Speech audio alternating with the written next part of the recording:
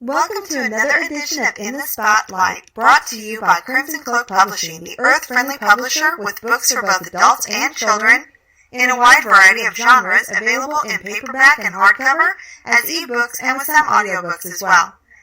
In the Spotlight is a wide-ranging weekly interview show with authors, entrepreneurs, professionals, and other experts. Your host is Cynthia McGregor. Opinions and views expressed by the guests or hosts on this show do not necessarily reflect the opinions and views of the creator, Crimson Cloak Radio, the network, the hosts, or sponsors. And now, here's Cynthia. Thank you, Carly McCracken, and welcome everybody to another edition of In the Spotlight. My guests this week are Liz Gracia and Ansel Davis. And we're going to have an interesting show, so let's get right into it. My first guest is Liz. Liz Gracia is a transformational leader, inspirational speaker, and spiritual teacher of consciousness. She helps people understand the calibrated levels of consciousness in order to put into context where true power, true happiness, true lovingness, and true fulfillment really exist. She is the host of her own podcast, a weekly podcast called Your Weekly Dose of Higher Consciousness, which can be found at trumpeterofTruthradio.com and on YouTube at trumpeterofTruthTV.com. She is also founder and editor-in-chief of the Mind, Body, Spirit Network.com, an online multimedia platform and community of conscious contributions of alternative, holistic, and transformational professionals. She's coming on the show to help people understand where true power, true happiness, true lovingness, and true fulfillment really exist. Welcome, Liz. Thank you, Cynthia. So nice to be with you today and your audience. Nice to have you. Liz, your web addresses for our audience to know. Your podcast I've already given. Your website is trumpeterofTruth.com. And you love to speak about significant questions people have in this world, you said, including how to be happy, how to love yourself, how to let go, and what is letting go and letting God. Is that right? That's right. So let's get right to it, Liz. What is consciousness? Consciousness, that's a good one. First of all, how do you spell it? I always spell it incorrectly when I write it, and I say it every day. So I try to make consciousness simple and kind of liken it to electricity. You know, what fuels the light bulb or your appliances, or it's like the fuel of life is what I consider consciousness. And every cell of your body is fueled by what I call this consciousness, and you can call it whatever you like, God, life, higher, divinity, whatever you like to call it, it's running through every cell of our body and it enlivens all of us. And I don't know about you, but I've always felt like, how do we even exist? How am I even have a body, and how did I get here? Even though I know, I still feel like it's kind of phenomenal that we even exist. So that's kind of how I describe consciousness in a simple way. And the greater consciousness that you kind of hold within yourself, the more power you have to create the life that you want. So a little example I like to give is that lower levels of consciousness, you could say light a light bulb. But as you go up the map and you you align yourself with higher levels of consciousness, you can do more, create more, be more. So it's like the energy of life. That's what I call it. Well, I do think we're all creatures of energy, And I think in all probability, God is an energy force too. Well, that's what is my underlying understanding, Cynthia, that not everyone believes in God, whatever you want to call it, but I understand it to be creator, infinite creator of everything that is. Well, Liz, how did you get interested in the study of consciousness?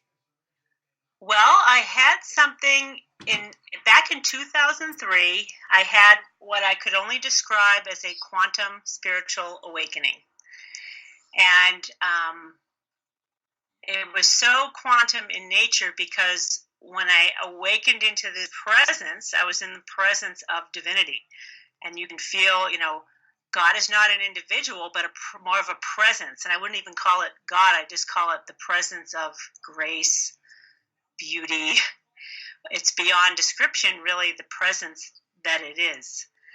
And it was quite overwhelming to me because I didn't know how I got there, how I was even worthy of this presence at the time. There was also tremendous joy and beauty and grace that I wanted to share with the world. I'm like, oh my God, you can't contain the beauty of that presence. You want to share it. I wanted to share it with the world. However, jumping into that level of consciousness has consequences if you're not ready for it. And it's kind of like a pendulum swing. I don't know if you're familiar with that, Cynthia, in the work that you do. If you've come across, there's a pendulum swing, and people that are kind of working on their own consciousness, they make 3 steps forwards, 5 steps back. So it's that pendulum swing going on. And when you jump into that high level, the swing is even greater. So what I was confronted with was the presence of the complete opposite of that, which, call it what you want, it ain't pretty. So it's quite frightening to be in the presence of a very dark level of darkness. Like, I can't even describe that either because I don't know even how to describe it except for that it's horrific. Well, so this swinging that went on created suffering for me, and I needed to get out of my suffering to figure out how the heck did I create that. And when I awakened into this higher level of consciousness, I awakened all of my senses too. So I could hear messages, I could hear spirit or non-physical beings speaking to me as if you're speaking to me. And I got visual images through clairvoyance. So I became clairvoyant, clairaudient, clairsentient, where I felt communication, and claircognizance, where there was just a knowingness, where there was no question that the information I received, it was what it was. So that's kind of, in a nutshell, what happened. But it was 10 years of this swinging going on, and more of these kind of awakening into higher states of consciousness, and then the confrontation with the dark side, which started to get worse. So that's kind of how I got interested in understanding consciousness. Liz, you said you had a quantum spiritual awakening. Would you define for my listeners what a quantum spiritual awakening is? Sure. So in order to kind of quantify things, I studied the teachings of Dr. David R. Hawkins, who wrote the book Power versus Force, and he mapped out the map of consciousness so that you could quantify what a quantum spiritual awakening would be. And for many of us, just to feel better can feel enlightening, So you're on the map, you're jumping up on the map maybe 5 points and you're feeling better. But if you look at the map, and I came across Dr. Hawkins because he studied consciousness, and he describes the experiences I've had, and he's done the research into the calibrated levels of consciousness of people that go through these different things, and he as well has gone through similar experiences as I. But and he talks about, most of us in a lifetime don't go up on the map of consciousness maybe 5 points. That's it. We come in at a certain level. We work at that certain level for most of our lives, and maybe we'll go up 5 points on the map in our own level of consciousness. Based on my understanding of that map and understanding what the levels were, I jumped 200 to 400 points on the map, which makes it quantum in nature because the map is a logarithmic scale. It's not a simple scale. It's a log 10 scale. So the higher you go on the map, the more quantum in nature it becomes. So a quantum spiritual awakening, all I can tell you is when you're in it, you're going to know it. And I had no experience, but I knew when you're suddenly in the presence of divinity and grace within you, around you, coming from the nature, you'll know that you're not in Kansas anymore. That's what I like to say. I am not in Kansas anymore. Well, Liz, now will you was that helpful, Cynthia? Yes, thank you. Liz, would you also define what is the dark night of the soul? The dark night of the soul is, it can come to many in different ways, and even just a bout of depression can be considered a dark night of the soul. Mystics throughout history have kind of described this type of experience, and the type of experience that I've had when they, you're in the presence of grace, and then the dark night of the soul, it feels like purgatorial in nature. And like you're completely, I had an experience, I've had quite a few of these, where you feel abandoned by God energetically. And in general, you feel abandoned by, I felt completely abandoned and in the face of horror. So, and it's not a horror that you can really, I can't really describe it. You're just in it. I don't have any point of reference to it except for, my prayer to God was like, you cannot let any other human face this. Let me be the last. It's that horrific. But dark night of the soul can be a range of experiences for people. But the real, when you make quantum leaps and then you swing back, you feel abandoned by life in general. And it's just horrific experience. How long does one of these episodes last? They can last. I've been in this kind of pendulum swing from anywhere from a few days to a few weeks at a time, where I lose track of time because at the high end, I totally lose track of time. There is no time, and the weeks could go by without. I'm trying to keep track, but I can't even stay grounded enough to keep track of it. And then the dark side usually comes in at night, although it happens during the day too, where it just kind of presents itself to me, and I just have to be present enough not to go loony, because the energies are so not my own and hard to be with. It's very intense just to stay present and not feel like you're going to be taken over by the thing or killed by it. That's what it feels like. Are you able to control these at all now? Do you still have them now in the first place? I don't have them anymore. And I've done a lot of inner work to let go of the lower levels of consciousness within me and the fear of all of this, letting go of fear and stepping in and understanding the map. This is how I got into looking at consciousness, Cynthia, is like, I got to reclaim my power. Where is it? How do I get to it? I need help. And I prayed to God all the time because I just had to, because there's no one else to turn to when you're in the presence of this other stuff. Well, you got no one to turn to because they'll think you're nuts, for one thing. So anyway, I came to reclaim my own power, and I understood that I was powerful when I came into contact with Dr. Hawkins' book, Power versus Force, and I understood that I was powerful, and I just had to kind of let go of the lower levels within me. And then when you do, the fear of those confrontations feel like light years away to me, because I've kind of reclaimed myself, and I can, I have a sense of self again, and that is a powerful feeling. Well, now, Liz, how does a person become happy? Oh, you've got to learn to let go of lower levels of consciousness. And what I do in my podcast, it takes a while for most people to get it. It took a while for me to get it, and I've been really thick into the study of it all. And every time I try to help someone, they're like, I don't get it. I'm like, well, let me help you.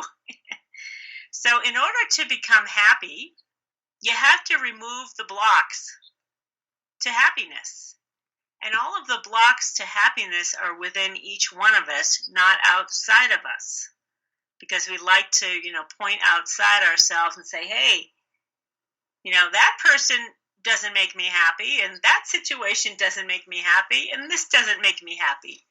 Well, that's like projecting what's going on within inside of you and not recognizing that there's a part of you that's still kind of holding on to lower levels emotions that you can get rid of, and then it's kind of a non-issue. You start to become happy within yourself without any external validation or input. So that's kind of like I feel every day pretty happy, and I don't need anyone or anything outside of me to be happy. And it's the process of letting go the blocks to it have helped me in a big way. And Liz, how do you learn to love yourself? Oh, by removing the blocks to happiness. It's a good one. And what does letting go and letting God mean to you? So letting go and letting God is understanding, and this is how it came to me, understanding the map of consciousness and realizing that there is no power in lower level emotions in general. There's no energy there. There's no God there, really. I mean, there is, but there isn't. The true power is letting go of fears, as an example, because the power is in the higher levels of consciousness, which is the presence of the power of God.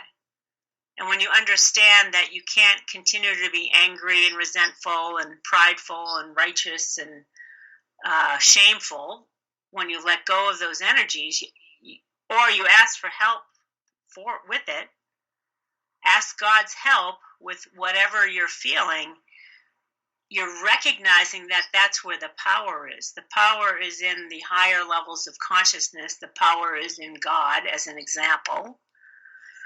And an interesting point is that Dr. Hawkins talks about the 12 steps in Alcoholics Anonymous, or any type of 12-step program, calibrates at a very high level of consciousness. And in those 12 steps, there's recognition that there is a higher power over addiction for sure.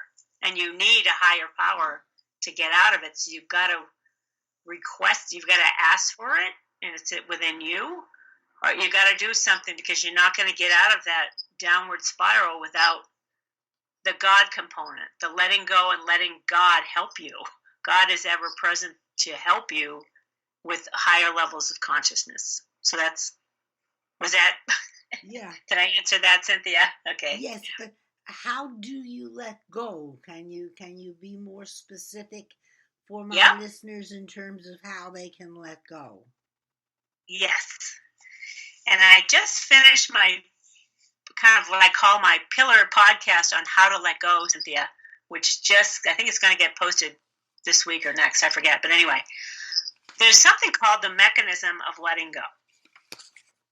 And the mechanism to letting go is to be aware of a feeling. You have a feeling come up, whatever it may be, anger, resentment, fear, grief and sorrow, whatever it is. And you've got to become aware of it and become conscious with the feeling. And the point of letting go is to become, most of us want to kind of judge ourselves for having a feeling and thinking that we need to suppress and repress it again and not show it to anybody. And it's okay not to express your feelings in somebody, but you don't want to keep burying it. So you've got to decide you want to let the air out of the balloon, so to speak. And I like to use the metaphor of love. Let's say you've got anger that you've suppressed. And that anger carries a vibration and an energy that's in your body still, whether you're aware of it or not.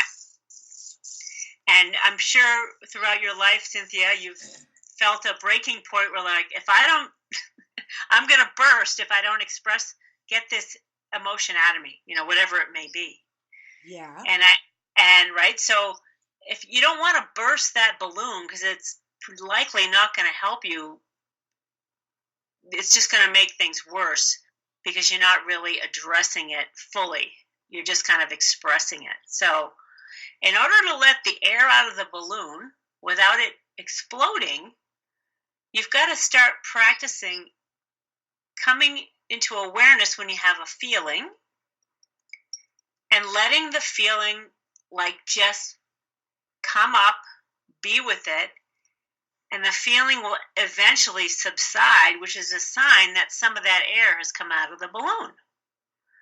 So it's a process of letting these buried emotions come out of you slowly but surely, and you're just going to start feeling happier and lighter, and things are going to go much easier. And it doesn't happen overnight necessarily, but eventually you're going to let go of all of this stuff, and you're going to be like, whoa, you're going to step into a new skin that you won't recognize, but you'll have a huge sense of freedom and relief and presence within yourself, and you'll start loving yourself. So one key thing to loving yourself is you've got to realize loving yourself matters in a big way. And as you start to let go of the negative emotions, you'll naturally come into alignment with acceptance and loving and forgiving yourself. So you got to start practicing with those things you got buried and having the courage to even look at them.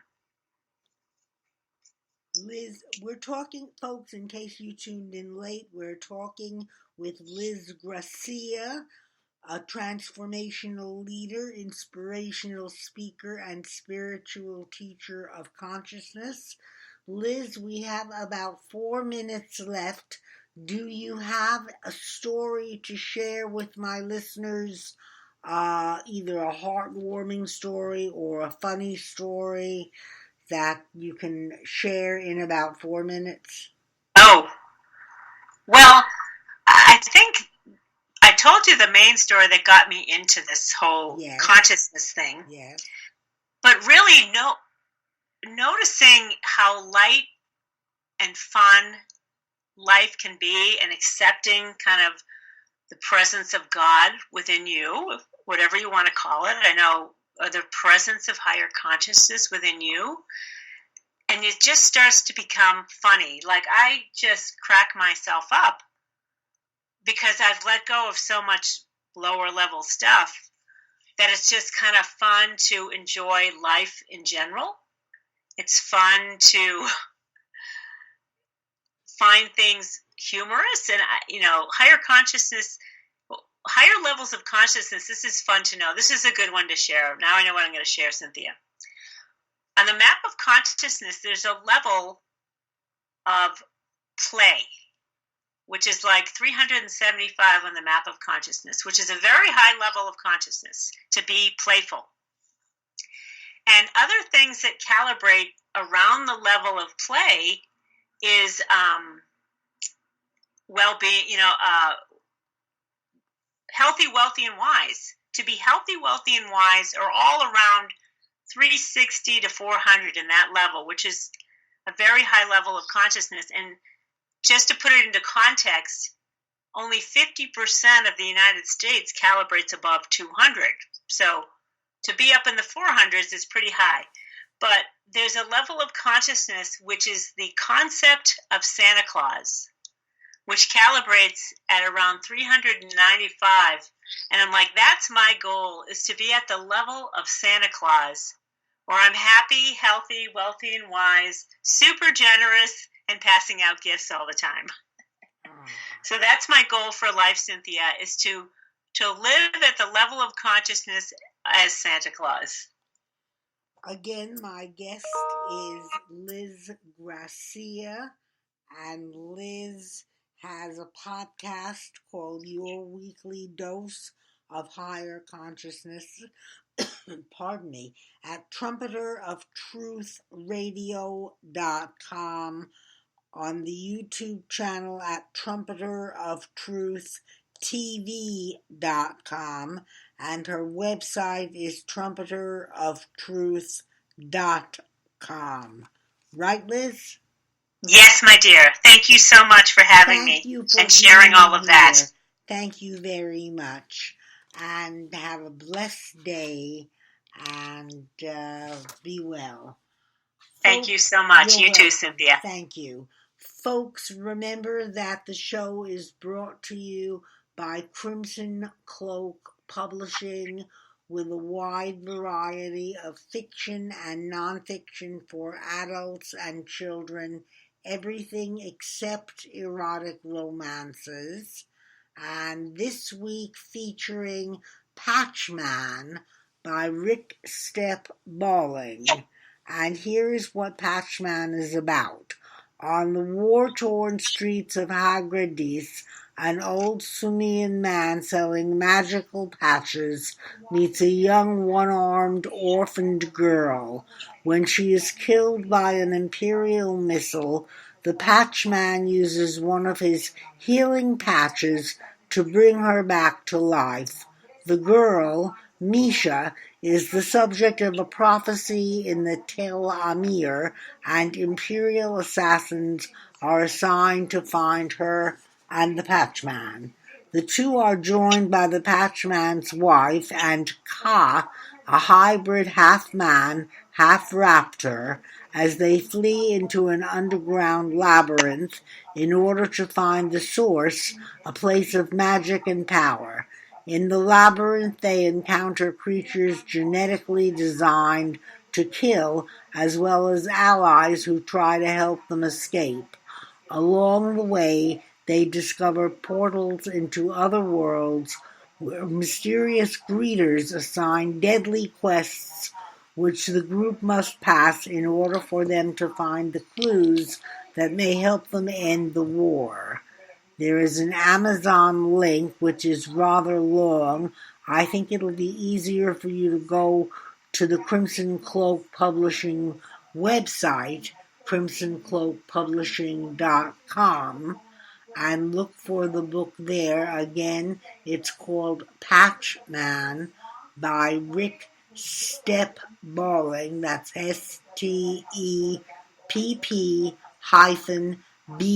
like in boy, OLLING,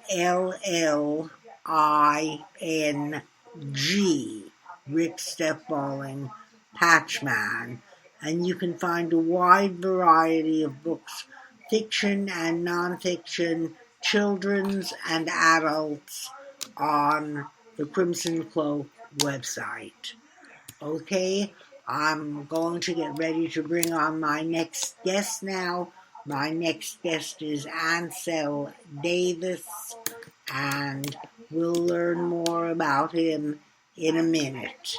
Okay, hold on. Here goes.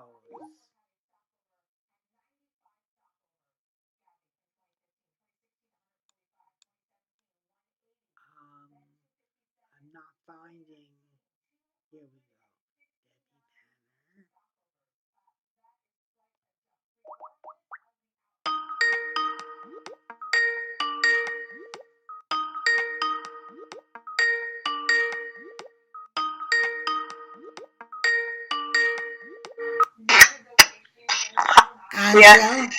Ansel, good afternoon. How are you? Okay, so we're doing. I'm doing fine. Good. Ansel, welcome to the show. And let me tell my audience, pardon me, a little bit about you. Ansel Davis was born in Kingston, Jamaica, and migrated to the United States in 1977. Ansel was born with an eye disease known as retinitis pigmentosa. After the age of 8, Ansel had limited vision and presently is considered legally blind. In 1994, Ansel played beep baseball for the now defunct team, the Fort Lauderdale Sand Sharks. That team isn't around anymore, and Ansel wanted to bring beep baseball back to the area. He started his own nonprofit organization, Look Through My Eyes Incorporated, and in 2018, Ansel introduced beep baseball to the city of Lauderhill. He's with us today to talk about his nonprofit organization, Look Through My Eyes Incorporated, and the Beep Baseball program, of which his team is called the Lauderhill Visionaries for the blind and visually impaired community. Have I got all that right, Ansel? Yes, ma'am. You're right on the point. Right, nice and clear. Good. Now, Ansel, explain to my listeners, please, what is beep baseball and how is the game played? And now I know, but my listeners don't. How do blind or visually impaired people hit the ball, run to the base? How is this accomplished? Well, beep baseball is a modified game with a beeping ball, two buzzing bases, and you have the batter, the pitcher, the catcher, are the only ones that can see. Now the ball is pitched underhanded, just like a regular softball game, and when you pitch the ball, the person that's hitting the ball strikes at the ball 4 times. Now, once the ball is hit in the field, the person that's in the field, like the four fielders, it's like 6 fielders. You got one, two, three, 4, 5, and 6. Now, to let the person know that they're out, you got what you call spotters. You got 2 spotters. Spotter the person that calls out the ball in sequence, the numbers to signify what position the ball is going to. Now, you have 6 players, and you got 2 spotters. So if the ball goes to zone 1, 2, 3, 4, and 5, the spotter would call out 1. A long call signifies the ball is coming towards you. Like you would say 1 or 2 or 3, then the person who was feeling for the ball would go down the ground, pick the ball up, hold it away from their body, and says, got it, that means you're out. Now the ball beeps. That's why it's called beep baseball. Yes, ma'am. It's the beeping ball with a pin inside the middle. You pull the pin out, you go beep, beep, beep, beep, beep, beep.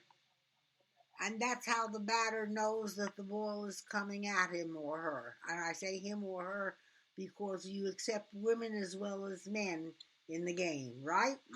Yes, ma'am. You don't have to man me, Ansel. Call me Cynthia or Sin, okay? Yes. When the ball comes at the batter swings at the beeping sound, right? Yes, you go set, ready, pitch, and then when it says pitch, they pitch the ball to you, and you swing at the ball. Now, once they hit the ball, they have to run 100 feet to the base. When the base buzz, like boom, and follow the sound. That's why it's played by sound and not by sight. So they're running literally blindly toward the base. Yes, ma'am, with the blindfolds on. And they wear blindfolds to make the game even for everybody. Yes, the blindfolds are so that the playing field is level, right? So that Yes, those who have some sight have no advantage over those who have no sight, right? correct. And there are 4 outs to a to a batter, right? Yes, ma'am. And when the side is retired, there are 4 strikes to an out, and 3 outs or 4 outs to a side. It's three. You 3. got first. You pitch the ball first. If you don't hit that one, you get another pitch and another. And you got one you can pass. You can pass one ball. Like a ball. Like a practice ball, you can like Yeah. a practice ball. You can pass one. Okay. And then tell us about the age of the people playing. What's the youngest and oldest players that the league has had? Well, you can go from 8 to 80. It doesn't matter what age you are, as long as you're over 18 years old. Okay. Have Why some do type of athletic skill, like run into the bases. You can bat, you can exercise. It doesn't matter. And you can why only have two-sided person to play, but they have to wear blindfold. why do you personally like playing beat baseball, Ansel? I like playing beat baseball because I played before a couple of years ago, and it makes me feel good to come out to play a sport like any other athletes. And if it wasn't for beat baseball, then we wouldn't have nothing to do. So I love the game because it gives me exercise and to come out the house and do something. And how long have you been playing now? I've been playing for 3 years before, and now I'm playing for like a year and a half with a new team. And I'm the coach and everything. And why did you start your own nonprofit organization? Well, I started my own nonprofit because I've got tired of going to different places, asking for work and help, and no one seems to give me the positive things I need to know. So I said, let me start my own thing and see if I can do it myself because being blind for 55 years, I have more insight of what's going on with blindness than someone who does not. So when someone is blind or vision impaired, I think they'd rather come to me as a person that have that experience than going to someone who have no knowledge. And what does the organization actually do, Ansel? Well, look through my organization, we try to get jobs. We do a lot of incentive training. Like I do go out to different places and do incentive training to teach people how to accept blind people and how to, like when they go to the restaurant, how to treat them and different things inside the restaurant business. And how do you spread the word about beat baseball in your community? Well, that's very interesting because I'm so dedicated to this thing. I'm an activist for blind people, and I get up every morning about 5 o'clock. Get my guide dog together, Everett, one of my favorite persons. And Everett is my guide dog. He's a black lab. He's about 104 pounds. A great dog, good personality. And I get up in the morning, get him ready, take him outside, feed him, watch the news for about 30 minutes, and get myself ready. And every morning I'm dedicated to go to Dunkin' Donuts, giving out flyers, talking to people, shaking hands, and meet people in the community, and also spread the word to the internet. And why do you advocate for the blind? Why? Why? I advocate for the blind because I myself am blind. And when I go out and tell people about my blindness and let other people know what's going on, it gives them a better scope about how to understand where you're coming from. Being blind is not easy, but we try to do things like anybody else. I may be enabled, but I'm not disabled. When you started the game of beat baseball in the city, pardon me, in the city of Lauderhill, who did you go to for help? Wow, thanks for that question. I did because my favorite person, Mayor Ken Thurston, is the mayor of the city of Lauderdale. And it was so great to me that when I first went in, I didn't know where to start. I had the concept, I had the mindset. But what he did for me, he said, son, I believe what you're saying, and he gave me the first donation to go out and get me the flyers, the T-shirts, the business cards to spread the word out, and that's how I got started by Mayor Ken Thurston. There were 3 individuals who motivated you to want to proceed with the Beep baseball team. Who were they? The 3 individuals that preceded me, I'm going to say, is Debbie Banner, I would say Ken Thurston, and Marcellus Green. And what do you want the community to know about how they can help you with the Beep baseball team and your organization, Look Through My Eyes Incorporated? Okay, with the Beat Baseball team and Look Through My Eyes Corporation, we need volunteers. Volunteers is one of the best we can have, especially for the Beat Baseball team. Without volunteers, the team can't go anywhere. We need somebody to take them out to the field, somebody to give water, somebody to make sure everybody's good, somebody to help with their equipment, all different areas they can help with. So volunteers is one of the most key part of the Beat Baseball team. And Looking Through My Eyes, we need volunteers to do different things to help persons in the community to get around and do things. What are your future goals for the Lauderhill Visionaries Beat baseball team? My goal is to go to the 2020 World Series in Idaho next year. And to make sure that my team get there, I'm going to do a lot of fundraising. I'm going to be doing a lot of talking and a lot of giving out flyers to let people know that we need help, we need sponsorship, and they can also go to the internet and go to my website. Was your team in a recent year the host of the Beat Baseball World Series? No, ma'am. I went there just to get some knowledge, education, and background to see how could I put my team in a better place for the next 2020 series, ma'am. Uh-huh. What type of training do you incorporate about blind awareness? Oh, thanks for that question. When I go out to I go to schools, I go to different places like barber shops, and tell people about, the blindness is something that people ought to know about, because a lot of people can see with a cane, see with a guide dog, and go, oh my goodness, that's the dog or that's the cane, and they don't fully understand what the cane is for or what the guide dog is used for. I have certain people call me, ask me, is that a pool stick or what's that dog for? And they have to know when the dog is working as a guide dog, you can't touch it, pet it, or feed it because it distracts the dog. So you have to leave the dog alone, let him do his own work, and because it's your eyes every day. If you play with the dog, then you're playing my eyes. With the cane is like an instrument to guide you as far as you feel in the bumps on the street, sidewalks, and it tells you that there's something in your way so you can go around it. The difference with the dog will either stop at the corner, let you know, or if you're going up different ways, he let you know where you're going to. How does a dog recognize a red light? Wow, good question. A dog cannot see colors. They see black and white.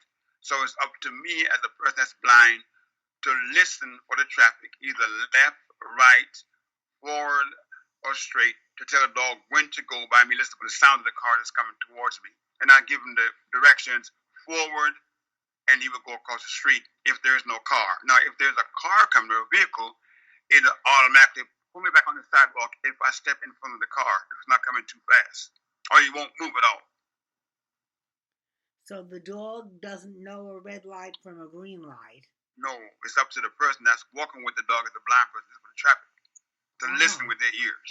I always wondered that because I had read that dogs were colorblind, and I always wondered how in the world does a dog know when it's safe to cross the street? You just answered that. Thank you, because Ansel. A lot of times people ask me that same question, I give them the same answer. Dog doesn't see black. They see black and white, not color. So it's up to the person to listen for the traffic. If you could think of anyone in the community who would be your biggest supporter, no matter what time of day, no matter when, who would that be? Well, I must say this. I can speak about this lady all my life. I've been known Officer Debbie Banner. She is a retired police officer of the city of Lauderdale for over 26 years. And when I met her 25 years ago, I used to be at the bus stop. I used to be inside my complex, and if I'm in trouble or anything, she would come by in the car, stop and say, "Are you okay, Mr. Davis?" Or, make sure that I'm okay all the time. Because, being a police officer, you have different jobs you're doing, but it's important to me that they may stop and see me as a blind person and give me help. And she's been with me for that long time. And she also said to me, I want to help you, but I cannot do it until I retire. So when she retired, she dedicated herself to me as a baseball team to be my public relation officer and outreach person. And that's Officer Debbie Banner. She's the most important person to me right now. Well, God bless you, Debbie. And Ansel, do you live alone? Do you have to navigate getting around the house and everything without the help of anyone but your dog? Yes, ma'am. That question is very important to me because all my life I've been raised up by myself. I'm from Kingston, Jamaica.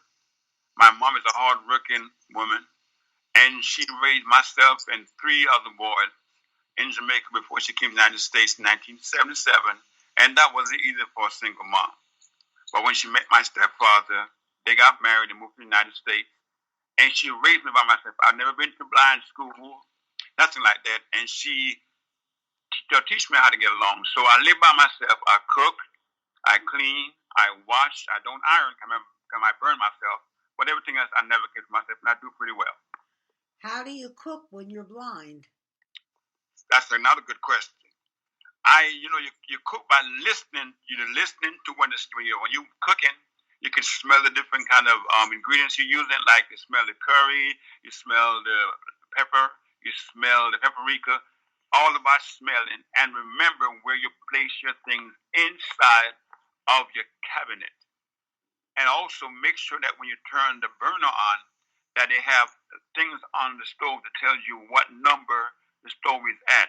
But being that I have some sight, I can actually see the numbers, so it's not that hard for me. But I enjoy cooking. I'm a master chef. I've been a chef for a pretty long time before my vision went down on me back in 1985, 86. And how do you know when the meat is cooked properly? I use my sense of smell and my taste buds. You're not afraid of tasting something that's undercooked and getting sick as a result? No, because if you can't see it, you have to do something. That's part of my concept. Ansel, I understand that you have a story regarding meeting Juan Carlos, the owner of Goodfellas Restaurant, and introducing him to the blind and visually impaired members. Would you be good enough to share that story with us? Oh, certainly. The Goodfellas Pizza located in Lottie Hill is one of my favorite places to go. They got fantastic food, I must say. But I came in the store one day and asked the manager, you know what, I would like to bring about 25 people in for a meeting. And he says, okay. But the look he gave me is like, wow, that's interesting. So the following week, I brought about 25 or 15 people to come for dinner. And when he saw me walk in the door, he literally stopped what he's doing, got a chair, sitting it, and put his hand to his under his chin, going like, "Oh my God, this is incredible." People come in with their cane, their guide dog, and just having a good time, laughing, smiling, eating, and nobody's complaining. And he said, "You know what? I don't have problems. You do. And look what y'all are so happy and so good." And that man was there for me ever since then. He said that I can do this as a blind person to influence other people how to accept their blindness and motivate them to do things better, then he must help in all the way he can. And he's been with me for then since. So that's my story about Goodfellas Pizza. The owner, Juan Carlos and Pedro Feliz, both are great to me. They're good to me and support me 100%. Are you religious, Ansel? Yes, I am. May I ask what denomination or what religion you belong to? I'm a Baptist. Baptist, okay. That's a good, solid religion. Yes, ma'am. And you go to church every Sunday? No, I do not. Whenever I get a chance to, I go. Okay. And Ansel, how do you read the hymn book to sing the hymns? Well, I don't have a great voice, so I don't sing. When I go there, I'll probably just listen to the pastor preach the sermon and sing along if I can when I do go. And Ansel, you said you go into the schools, yes? Yes, ma'am. Yes, Cynthia. I can't help that because I was raised that way in Jamaica. We always answer yes, ma'am, or no, ma'am. So I cannot help that. I'm sorry. It's hard to overcome all those years of upbringing, isn't it? Yes, it is. Ansel, when you go into the schools, what do you teach the kids? The first thing I let them know is teach them that when you see someone that's vision impaired or blind or using a guide or a cane, you must not walk upon that person and touch them or do anything that would make them nervous because they can get hurt themselves. Because if I am walking with my cane and I don't know, you come behind me and touch me, you might get swinged on or you might just get looked at funny. I'd rather for you to call that sir or ma'am, can I assist you or can I help you before you go along and touch that person? So it's good to recognize somebody first. And when you sing with a guide dog, ask before you pet the dog because it's not good. Okay, and people should not pet guide dogs the same way they should not pet other service dogs. Is that correct? Yes, ma'am, because when they're working with their harness on, that's a part of their job. So you're taking away from them with that. You rather ask the person, may I, can I, or if it's okay. Okay. And Ansel, what age kids do you talk to when you go into the schools? Well, I usually talk from about age 16 and up until high school, the graduation age. So you don't go talking to little kids then? Sometimes I do. Depends on if I get a call for that. Or I go to Catfish Stewie restaurant that teach his staff about how to accept blind people and different things. And when I get to talking to Catfish Stewie about that, he was so surprised of the things he didn't know and what I taught him, and his staff is doing better now with that. Now, Ansel, I know that the Lauderhill Visionaries accept spectators at their games. There is no charge, is there, to go and watch a game? No, ma'am, there is no charge. They come out to 7500 West Oakland Park Boulevard in Lauderhill, Florida, Fridays and Saturdays between 3 o'clock to 6:30 in the afternoon and enjoy the game. We want people to come out to see what we're doing because we're proud of our team in Lauderhill. Now, Ansel, my show goes out all over the country and, in fact, not just in America but elsewhere. So I don't know how many people listening are local residents. But if they are, would you repeat that address of where the game is played? Say it again. 7500 West Oakland Park Boulevard, Lauderhill, Florida, 33311. But it's considered Sunrise. When you look at the address, it says 7500 West Oakland Park Boulevard, Sunrise. But it's really in Lauderhill. The two cities integrates together. Yes, I understand. My home address always shows up as Lake Worth, even though I actually live in Palm Springs, Florida. So I understand what you're saying. Yes, ma'am. Ansel, your organization's website is L as in look, T as in through, M as in my, eyes, EYES.org,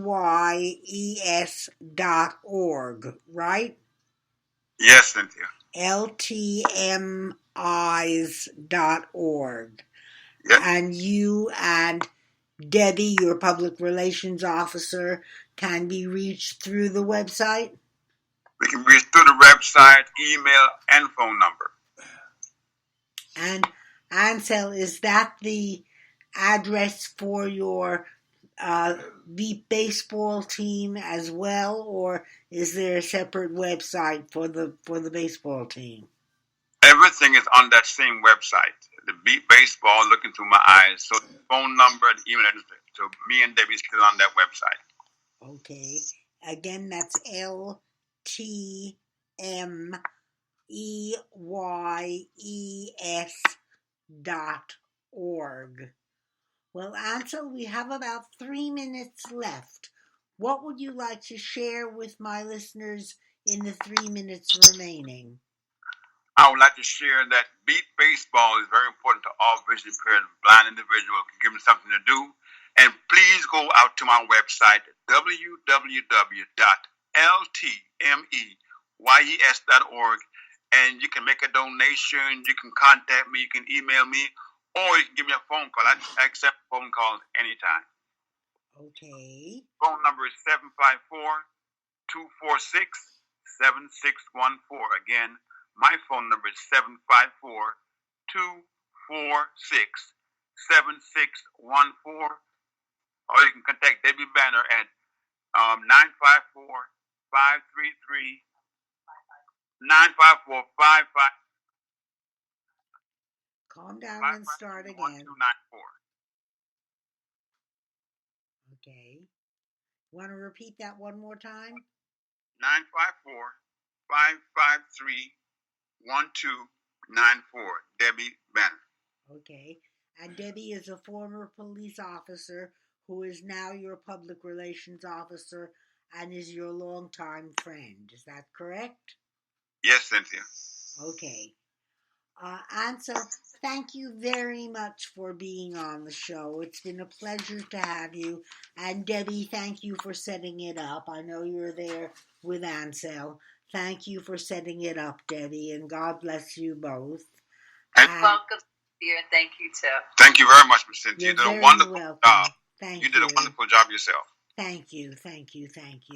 And folks, remember, the show is brought to you by Crimson Cloak Publishing, publishers of a wide variety of books, both for adults and for children, both fiction and nonfiction, everything except erotic romances. And I think we don't have any cookbooks yet, but if anyone wants to submit one, I'm sure the publisher would be happy to consider it. And we're about out of time, so I'll say thank you very much and remind you to pass a smile along. Okay? Bye-bye now. See you next week.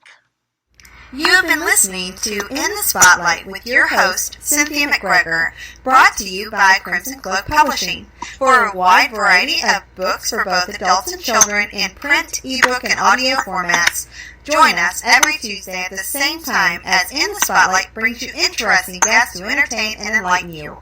I'm Carly McCracken. On behalf of Crimson Cloak Publishing, thank you for joining us, and we hope you'll join us again next week.